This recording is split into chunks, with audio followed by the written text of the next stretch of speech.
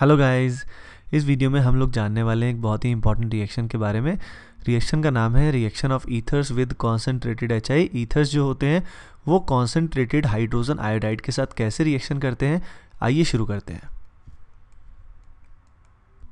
तो देखिए, इस रिएक्शन में हमें यहाँ पे दिया हुआ है ईथर। ईथर का रिएक्शन हमें कराना है एचआई के साथ। तो आइए देखते हैं कैसे इसकी रिएक्शन होगी। एक बार के लिए मैं आपको प्रोडक्ट इसमें बता देता हूँ जो इसमें फॉर्म होंगे। एक इसके अंदर बनेगा alcohol and the second one will be alkyl iodide.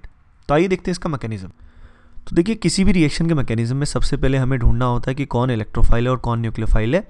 अगर हम ईथर की बात करें तो यहाँ पे O की इलेक्ट्रॉन नेगेटिविटी ज़्यादा होने की वजह से O के ऊपर पार्शियल नेगेटिव आएगा, तो it will behave as a nucleophile, क्योंकि इसमें नेगेटिव चार्ज जो है वो यहाँ पे O पे फिक्स्ड है और O पे इसकी डेंसिटी काफ़ी ज़्यादा है, और जो पॉजिटिव चार्ज आएगा वो क्या होगा, डिस्ट्रीब्यूट होगा। तो इसलिए यहाँ पे it will act as a nucleophile. Minus को क्या चाहिए होता है, प्लस। तो अगर हम HI को देखें तो इसमें पोलैरिटी होगी जिसमें I की इलेक्ट्रॉन नेगेटिविटी ज़्यादा होने की वजह से यहाँ पार्शियल नेगेटिव और यहाँ पार्शियल पॉजिटिव आएगा। तो इस O में और हाइड्रोजन के बीच में अट्रैक्शन होगा, जिस कारण O अपना ये लोन पेयर इसको डोनेट करेगा, जिससे O और H में एक नया बॉन्ड बनेगा। और जैसे कि आप जानते हो, एक नया बॉन्ड बनाने के लिए पुराना बॉन्ड तोड़ना होता है। तो हाइड्रोजन ने एक नया बॉन्ड बनाया, तो यहाँ पुराना बॉन्ड I के साथ इसने ब्रेक कर दिया। इस प्रोसेस में जो हमारा इंटरमीडिएट बना वो कुछ ऐसा बना। ये जो स्टेप होता है इसके अंदर H+ का एडिशन होता है, इसको हम बोलते हैं कि यहाँ हो गया प्रोटोनेशन, प्रोटोन का एडिशन हो गया। अब उसके बाद हमारे पास है I-, we have I-। I- जो है ये नेगेटिवली चार्ज न्यूक्लियोफाइल है, hence it will be treated as strong nucleophile. ये स्ट्रॉन्ग न्यूक्लियोफाइल की तरह बिहेव करेगा, और स्ट्रॉन्ग न्यूक्लियोफाइल की तरह बिहेव करेगा तो it will prefer SN2 mechanism. SN2 आप ध्यान रखा करो, SN2 मतलब उसी स्टेप में न्यूक्लियोफाइल का अटैक होगा और लिविंग ग्रुप रिमूव होगा। दोनों चीज़ें साइमल्टेनियसली जब होती हैं तो उसको हम SN2 बोलते हैं।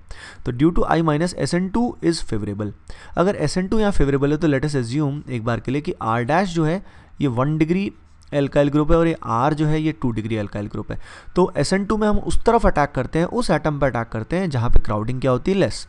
तो आप देख सकते हैं कि ये जो O से जुड़ा हुआ कार्बन है जिसकी डिग्री 1 है, इस पे क्राउडिंग लेस है, तो I नेगेटिव यहाँ अटैक करेगा, जिससे I और R' के बीच में एक नया बॉन्ड बनेगा और ये वाला बॉन्ड ब्रेक हो जाएगा।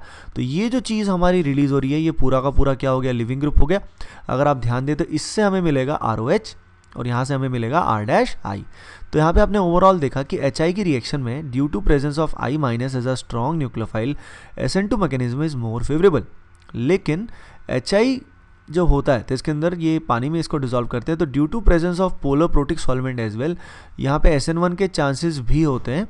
लेकिन SN1 तभी होगा जब इसमें कार्बोकेटाइन एक्सेप्शनली स्टेबल, यानी या तो 3 डिग्री केटाइन बने या क्या बने, रेजोनेंस स्टेबलाइज केटाइन बने। ऐसे केस में ही हम क्या करेंगे, SN1 करेंगे। ठीक है, तो आइए एग्जाम्पल से आपको क्लियर होगा कि कब SN2 करते हैं, कब SN1 करते हैं।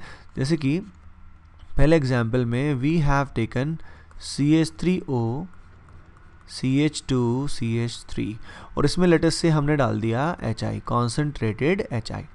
अब सबसे पहले स्टेप में आपको वही करना होगा, प्रोटोनेशन। तो यहाँ पे आपने प्रोटोनेशन कर दिया। प्रोटोनेशन करने के बाद कुछ ऐसा इंटरमीडिएट हमारे सामने है। अब आपको सबसे पहले दिख रहा है कि यहाँ पे लेफ्ट और राइट में कहीं पे भी एक्सेप्शनली स्टेबल केटाइन, यानी जो हमने बोला था 3 डिग्री या रेजोनेंस स्टेबलाइज केटाइन, वो फॉर्मेशन पॉसिबल नहीं है। तो हम SN2 करेंगे और SN2 के हिसाब से I- को ये वाला कार्बन ज़्यादा पसंद आएगा बिकॉज ऑफ लेसर क्राउडिंग, जिससे I और C में बॉन्ड बनेगा और ये बॉन्ड ब्रेक हो जाएगा। तो हमारा जो प्रोडक्ट बनेगा that will be CH3I plus यहाँ आ जाएगा C2H5OH।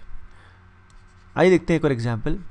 अगले एग्जाम्पल में वी हैव टेकन दिस और यहाँ पे हमने HI के साथ इसका रिएक्शन कराया। सबसे पहले आप वही करेंगे, प्रोटोनेशन। प्रोटोनेशन करने के बाद अब क्या होगा, अब आप खुद ही देखिए लेफ्ट में और राइट में कोई भी केटाइन 3 डिग्री या रेजोनेंस स्टेबलाइज फॉर्मेशन पॉसिबल नहीं है, तो हम SN2 मैकेनिज्म ही करेंगे। तो I- इस पर्टिकुलर कार्बन पे अटैक करेगा जिस पे डेल्टा प्लस की वैल्यू ज़्यादा होगी। I और C में यहाँ बॉन्ड बनेगा और ये बॉन्ड ब्रेक हो जाएगा, जिससे हमारे जो प्रोडक्ट बनेंगे वो कुछ ऐसे बनेंगे। तो आपने देखा कि इसके अंदर एक तो एल्कोहल बन जाता है और दूसरा इसमें एल्काइल आयोडाइड बन जाता है। आइए देखते हैं नेक्स्ट एग्जाम्पल। नेक्स्ट एग्जाम्पल बहुत ज़्यादा इंपॉर्टेंट है, ये एग्जाम्पल NCERT में भी गिवन है। तो ये आप ज़रूर ध्यान रखें, it is very very important example. और इसमें जब HI हम डालते हैं तो सबसे पहले अगेन हमने प्रोटोनेशन किया। अब प्रोटोनेशन करने के बाद हमेशा आप ध्यान देंगे कि क्या इसमें बहुत ही मस्त वाला केटायन बन सकता है। तो अगर आप ध्यान दें तो इसमें इस पोजीशन पे केटायन 3 डिग्री बन सकता है विच इज़ वेरी स्टेबल। तो यहाँ पे हम SN1 मैकेनिज्म फेवर करेंगे, यानी सबसे पहले O के राइट या लेफ्ट वाला कोई बॉन्ड तोड़ेंगे जिससे हमें स्टेबल केटायन फॉर्मेशन होगा। और जहाँ पे केटायन बनेगा उस पॉइंट पे हम अटैक किसका करेंगे, I माइनस का। तो जहाँ प्लस आया वहाँ हमने अटैक किसका किया, I माइनस का किया। इसमें बस एक ही बात आपको ध्यान रखनी है। तो यहाँ पे इस केस में मैकेनिज्म SN1 हुआ है, ये आपने ध्यान से देखा। उसके अलावा अगर यहाँ पे HI में क्या लिख दिया गया, एनहाइड्रस HI लिख दिया। एनहाइड्रस का मतलब इसके अंदर वाटर कंटेंट बिल्कुल नहीं है। वाटर कंटेंट बिल्कुल नहीं है तो केटायन का सॉल्वेशन इफेक्टिव नहीं होगा। ऐसे केस में SN1 बिल्कुल फेवर नहीं हो सकता। तो अगर एनहाइड्रस HI लिया है तो कुछ भी बन जाए, कैसा भी केटायन बन जाए, आपको लेकिन SN2 ही करना होगा। और अगर यहाँ पे SN2 मैकेनिज्म हो रहा है तो I नेगेटिव का अटैक यहाँ ना होके इस पर्टिकुलर कार्बन पे होगा और जो प्रोडक्ट बनेंगे वो रिवर्स बन जाएंगे। यहाँ बन जाएगा मिथाइल आयोडाइड और यहाँ बन जाएगा टर्शरी ब्यूटाइल एल्कोहल। आइए देखते हैं एक और example. Let us say we have this ethoxy benzene. Ethoxy benzene के अंदर मान लीजिए हम रिएक्शन कराते हैं HI के साथ, ठीक है। रिएक्शन कराने के बाद अब क्या होगा, अगेन हम क्या करेंगे, सबसे पहले प्रोटोनेशन करेंगे।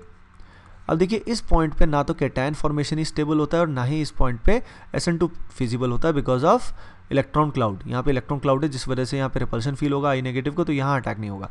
तो I negative will attack on this carbon, जिससे ये बॉन्ड हमारा ब्रेक हो जाएगा और यहाँ बन जाएगा फिनॉल प्लस उसके अलावा यहाँ पे आ जाएगा इथाइल आयोडाइड।